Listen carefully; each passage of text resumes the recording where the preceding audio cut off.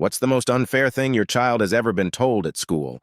My son's third-grade teacher gave him a 0 on a homework assignment because she said it wasn't his own work. He came home confused and upset. He told me, Mrs. Bennett said there's no way I wrote it myself because it used big words. I asked to see the homework. It was a short story about a fox who outsmarts a hunter. He had written it himself. With some help from me on spelling, we worked on it all weekend. He was so proud. The next day, I emailed Mrs. Bennett and asked if we could talk. She agreed, but said she stood by her decision. I walked into her classroom that afternoon. She didn't even say hello, just pointed to the paper and said, "Third graders don't use phrases like outwitted and hid beneath the brambles."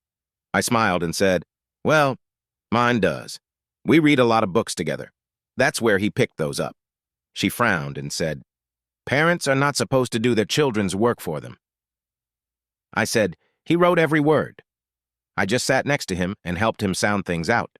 She looked unconvinced, so I asked, "Can I show you something?" I pulled out my phone and showed her a video I took over the weekend, my son at the kitchen table, scribbling reading lines aloud, asking, "Mom, how do you spell clever again?" Mrs. Bennett watched, and then quietly said, "I see." I expected her to apologize. Instead, she handed me the homework back and said, "I'll let him redo it, but he needs to keep it simpler this time." I stared at her. "He wrote something creative, thoughtful, and now you're punishing him for being too advanced?" She folded her arms. "I'm trying to keep things fair. If he writes above level, it's hard to grade consistently." That night, my son asked, "Am I in trouble for writing too good?" I told him, "No. You're not in trouble. You're just ahead of where they expect you to be." I requested a meeting with the principal the next morning. I brought the video, the assignment, and a few of his other writings from home. Principal Lopez actually listened.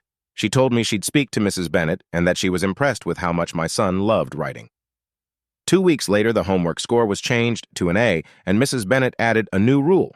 Students could submit a voice memo explaining how they came up with their ideas on his next story. My son started it like this. Hey, you. Finally awake. You were trying to cross the border, right? Thank you for watching, and please share your thoughts in the comments below.